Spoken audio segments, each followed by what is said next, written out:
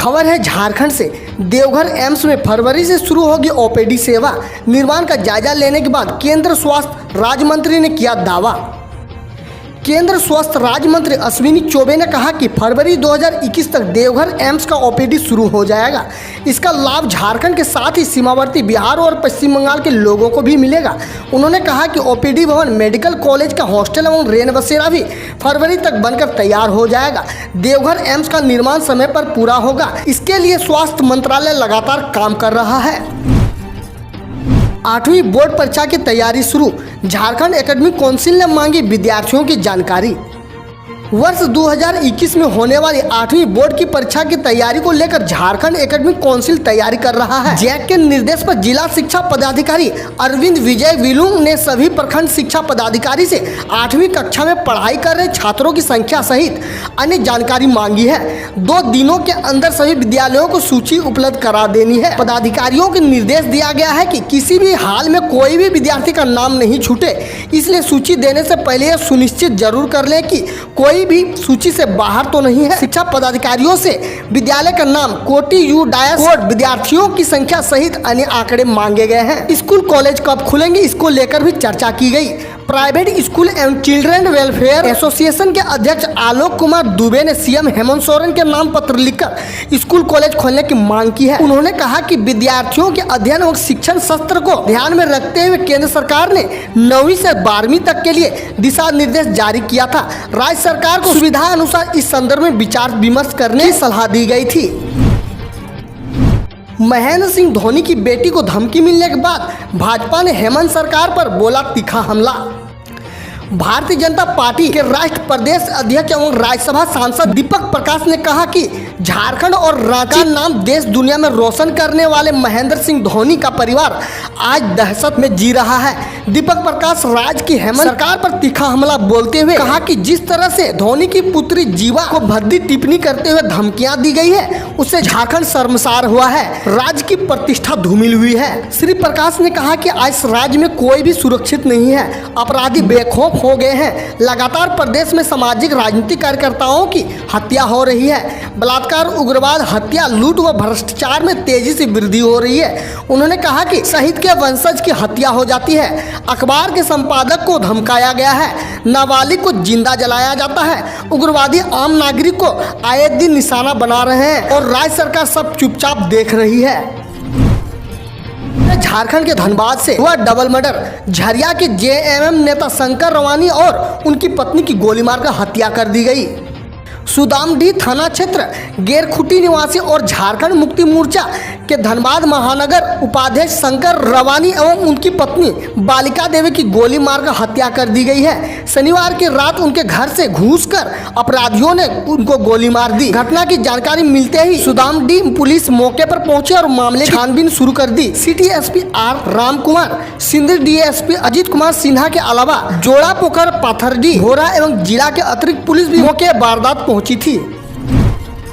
क्या 15 अक्टूबर से झारखंड में खुलेंगे स्कूल? हेमंत सोरेन की सरकार ने क्या फैसला? तो आइए जानते हैं खबर को।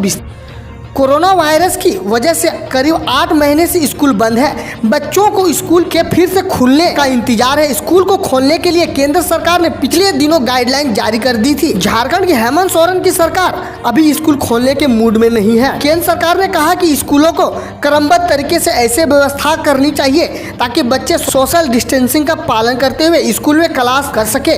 भारत सरकार के शिक्षा मंत्रालय ने अपनी गाइडलाइन में कहा है कि स्कूल आने वाले बच्चों का 3 सप्ताह तक कोई मूल्यांकन नहीं होगा। विद्यार्थियों के मानसिक स्वास्थ्य के साथ उनकी भावनात्मक सुरक्षा पर भी ध्यान देने की सलाह शिक्षा मंत्रालय ने दी। कहा कि स्कूल परिसर में स्वच्छता का पूरा ख्याल रखा जाएगा। सैनिटाइजर भी नियमित अंतराल पर करने की व्यवस्था करें। खबर है देश विदेश से। चिराग पासवान ने ट्वीट कर पीएम मोदी से मांगा आशीर्वाद। नीतीश कुमार को किया नजरअंदाज। लोक जनशक्ति पार्टी की अगुवाई कर रहे चिराग पासवान ने दिवंगत पिता के अंतिम संस्कार के लिए किए गए इंतजामों को लेकर प्रधानमंत्री मोदी का आभार जताया। हालांकि उन्होंने इस बार भी मुख्यमंत्री नीतीश कुमार को नजरअंदाज किया, जो अंतिम संस्कार के वक्त भी वहां मौजूद थे। चिराग ने कुछ दिनों पहले नीतीश कुमार पर उनके पिता के अपमान का आरोप भी लगाया था। चिराग ने प्रधानमंत्री मोदी को ट्वीट करते हुए लिखा कि आपका आशीर्वाद और स्नेह हमेशा बना रहे। एक अन्य ट्वीट में चिराग ने कहा कि प्रधानमंत्री जी, पापा की अंतिम यात्रा में सहयोग के लिए हृदय से आभार। सर, आपने पापा की अंतिम यात्रा के लिए सभी व्यवस्था बिना मांगे ही की। बेटे के तौर पर मैं एक मुश्किल समय से गुजर रहा हूं। आपके साथ से हिम्मत और हौसला बढ़ रहा है। जानिए क्यों ग्रामीण इलाकों में सभी प्रॉपर्टी की ड्रोन से मैपिंग करेगी मोदी सरकार। तो आइए जानते हैं खबर को विस्तार से। प्रधानमंत्री नरेंद्र मोदी ने रविवार को स्वामित्व योजना की शुरुआत की। इस योजना के तहत ग्रामीण भारत में आवासीय जमीनों को ड्रोन के जरिए मैप कराया जाएगा। इससे ग्रामीणों में संपत्ति के स्वामित्व को लेकर स्पष्ट आएगी। जो लोग इन्हें गिरवी रखकर लोन भी ले सकेंगे। भारत की 2/3 आबादी वाले गांवों में रहती है, जहां अधिकतर लैंड रिकॉर्ड ठीक नहीं है, तो प्रॉपर्टी को लेकर विवाद भी आम बात है। प्रधानमंत्री नरेंद्र मोदी ने स्वामित्व योजना के तहत वीडियो कॉन्फ्रेंसिंग के जरिए संपत्ति कार्डों का रविवार को वितरण शुरू किया। कहा कि यह ग्रामीण भारत को बदलने वाला एक ऐतिहासिक कदम है। मोदी ने कहा कि इस पहल से ग्रामीण अपनी जमीन और संपत्ति की वित्तीय पूंजी के तौर पर इस्तेमाल कर सकेंगे, जिससे एवज में बैंकों से कर्ज और अन्य वित्तीय लाभ उठा सकेंगे। उन्होंने कहा कि इससे ग्रामीण में भूस्वामित्व को लेकर विवाद समाप्त होगा। पीएम मोदी का विपक्ष पर तीखा हमला। कहा, बिचौलियों के जरिए राजनीति करने वाले लोग कर रहे हैं कृषि सुधारों का विरोध। प्रधानमंत्री नरेंद्र मोदी ने रविवार को विपक्ष पर तीखा हमला बोलते हुए कहा कि जिनकी राजनीति दलालों और बिचौलियों के भरोसे चलती है, वे लोग उनकी सरकार को सुधारवादी कदमों के बारे में झूठा फैला रहे हैं। उन्होंने जोर देकर कहा कि देश इस सबसे डगमगाएगा नहीं। प्रधानमंत्री ने कहा कि किसान उनकी सरकार द्वारा किए गए ऐतिहासिक सुधारों का विरोध करने वालों का साथ नहीं देंगे। मोदी स्वामित्व योजना के तहत प्रॉपर्टी कार्ड के प्रत्यक्ष वितरण की शुरुआत के कार्यक्रम में वीडियो कॉन्फ्रेंसिंग के जरिए संबोधित करते हुए कहे, 2 महीनों में 5,000 रुपये टूटा सोना, चांदी में आई 15,000 रुपये तक की गिरावट। दिसंबर वायदा के सोने का भाव। MCX एक्सचेंज पर इस हफ्ते आखिरी कारोबारी दिन शुक्रवार को 642 रुपये की अच्छी खासी तेजी के साथ 50,817 रुपये प्रति 10 ग्राम पर बंद हुआ। इसके अलावा 5 फरवरी 2021 के सोने की वायदा कीमत शुक्रवार को 801 रुपये की भारी बढ़त के साथ 50,967 रुपये की प्रति 10 ग्राम पर बंद हुई।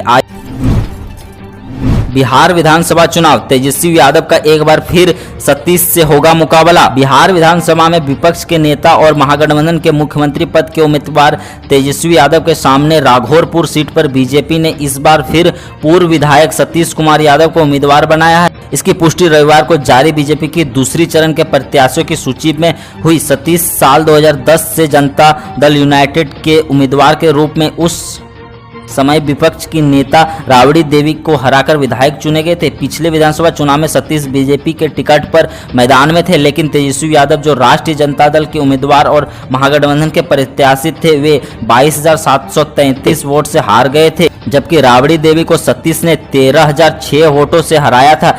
उससे पहले के चुनाव में राबड़ी देवी ने सतीश को 5,000 से अधिक वोटों से हराया था। यादव बहुल इस विधानसभा क्षेत्र में गैर यादव वोटरों की भूमिका निर्णायक होती है। माना जाता है कि उनका झुकाव जिधर होता है, जीत उसी की तरफ होती है। खबर देश की विभिन्न योजनाओं से। दिल्ली वासियों के लिए बड़ी खुशखबरी। त्योहार के मौके पर दिल्ली सरकार ने रोड टैक्स किया फ्री। देश की राजधानी दिल्ली में अब इलेक्ट्रॉनिक कार, 2 व्हीलर, 3 व्हीलर आदि चलाना सस्ता हो गया है। दरअसल दिल्ली सरकार ने अपनी नई इलेक्ट्रॉनिक व्हीकल के तहत बैटरी से चलने वाले व्हीकल्स के रोड टैक्स पर से छूट हटा दी है। यह जानकारी दिल्ली के परिवहन मंत्री कैलाश गहलोत ने दी है। इसको लेकर गजट नोटिफिकेशन जारी कर दिया गया है। जानिए मात्र 55 रुपये के निवेश करके आप कैसे कमा सकते हैं 42,000 रुपये। आज महंगाई आसमान छू रही है। लॉकडाउन की वजह से रोजगार के अवसर खत्म हो गए हैं। झारखंड सरकार ने किसानों के प्रति एकड़ 5,000 रुपये प्रति वर्ष मिलने वाला अनुदान भी बंद कर दिया है। तो भी आप पर हर साल 42,000 रुपये कमा सकते हैं। मात्र 55 रुपये के निवेश करके प्रधानमंत्री नरेंद्र मोदी की सरकार के पीएम योजना के तहत, किसान बीमा योजना के तहत पेंशन स्कीम आपको यह मौका देता है। दरअसल मोदी सरकार की यह एक पेंशन स्कीम है जो भारत के 18 से 40 वर्ष तक की उम्र के किसानों के लिए इस योजना के तहत आपको हर महीने 55 रुपये से 200 रुपये का निवेश करना पड़ेगा। उम्र 60 साल हो जाएगी तो आप इस पेंशन के भागीदारी होंगे। पेंशन की राशि हर महीने 3,000 रुपये बनेगी। इस तरह आप देखेंगे कि रिटायरमेंट के बाद साल में 36,000 रुपये की पेंशन आपको मिलने लगेगी। प्रधानमंत्री किसान सम्मान योजना के तहत 3 किस्तों में 6,000 रुपये मिलेगी, 100 अलग। दोनों जोड़ दे तो आपकी सालाना आय 42,000 रुपये हो जाएगी। हाँ, निवेश की राशि आपकी उम्र पर निर्भर करती है। पेटीएम बैंक में एफडी का मिलेगा 7% का ब्याज, 13 महीने का है मैच्योरिटी पीरियड।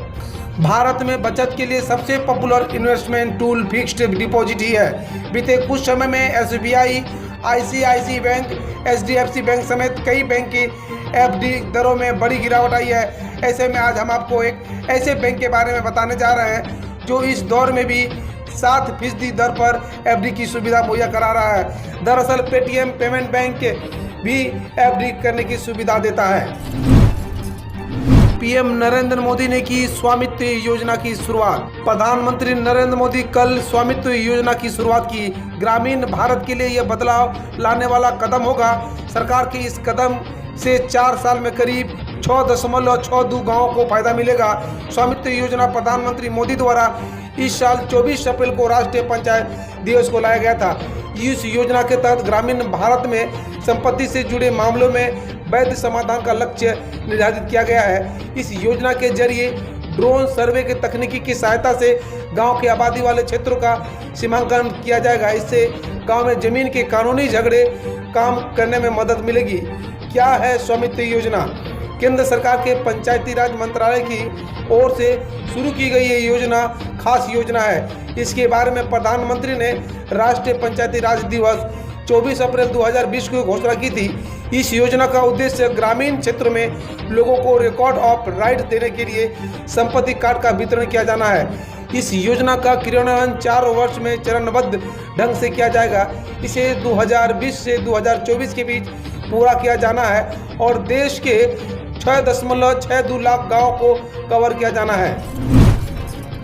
उत्तर प्रदेश में 41,000 ग्रामीणों को मिला आवासीय संपत्ति का मालिकाना हक। प्रधानमंत्री नरेंद्र मोदी ने केंद्र सरकार के पंचायती राज मंत्रालय की स्वामित्व योजना का रविवार को वर्चुअल माध्यम से शुभारंभ करते हुए देश के जिन 6 राज्यों को 763 गाँव के लोगों को प्रॉपर्टी कार्ड का वितरण किया, उसमें सर्वाधिक 346 गांव उत्तर प्रदेश के हैं। यूपी के 37 जिलों की इन गांवों के आबादी क्षेत्र में रहने वाले 41,431 लोगों को उनकी आवासीय संपत्ति के दस्तावेज का प्रधानमंत्री की ओर से डिजिटल वितरण किए जाने के बाद जनप्रतिनिधियों और जिला प्रशासन के अधिकारियों की मौजूदगी में उन्हें गिरौनी की कार्ड कॉपी भी मुहैया कराई गई।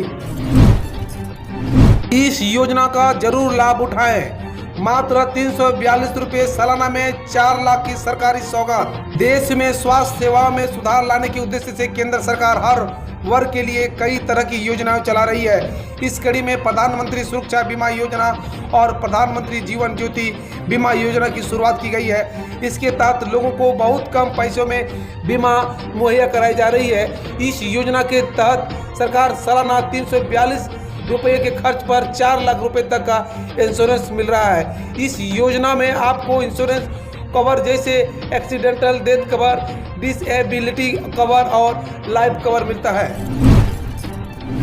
आज ही बेटी के नाम से मात्र 250 रुपये में खुलवाएं खाता। 21 साल बाद मिलेगा 64 लाख रुपये। अंतर्राष्ट्रीय बालिका दिवस यानी कल 11 अक्टूबर को दुनिया भर में मनाया जाता है। इसका मुख्य उद्देश्य बच्चियों को अलग अलग माध्यमों से सशक्त करना है ताकि उनका भविष्य और ज़्यादा बेहतर हो सके। सरकार जहां देश की बेटियों के लिए अलग अलग तरह की काम लाती है, वहीं अभिभावकों को भी फर्ज होता है कि वह बेटियों भविष्य सुरक्षित रखने का हर संभव प्रयास करें। अंतर्राष्ट्रीय बालिका दिवस पर हम आपको सरकार के एक ऐसी योजना के बारे में बताने जा रहे हैं, जिससे उनका भविष्य बेहतर हो सके।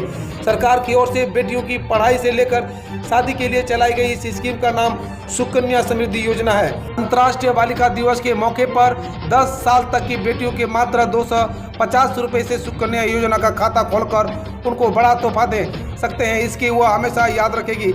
इस योजना के तहत आप अधिकतम निवेश करते हुए 64 लाख रुपए की मोटी रकम तैयार कर सकते हैं। आज से चलेगी फरक्का एक्सप्रेस और 15 से चलेगी कामाख्या। मालदा टाउन से दिल्ली जाने वाली फरक्का एक्सप्रेस आज से चलेगी। वही इंदौर से कामाख्या साप्ताहिक स्पेशल ट्रेन 15 अक्टूबर से चलेगी। हम रोज ऐसे ही न्यूज लाते रहेंगे, तो यदि आपने अभी तक क्लीन न्यूज को सब्सक्राइब नहीं किया है तो पहले फटाफट सब्सक्राइब कर लें, साथ ही बेल आइकन को दबा दें ताकि कोई अपडेट मिस ना हो।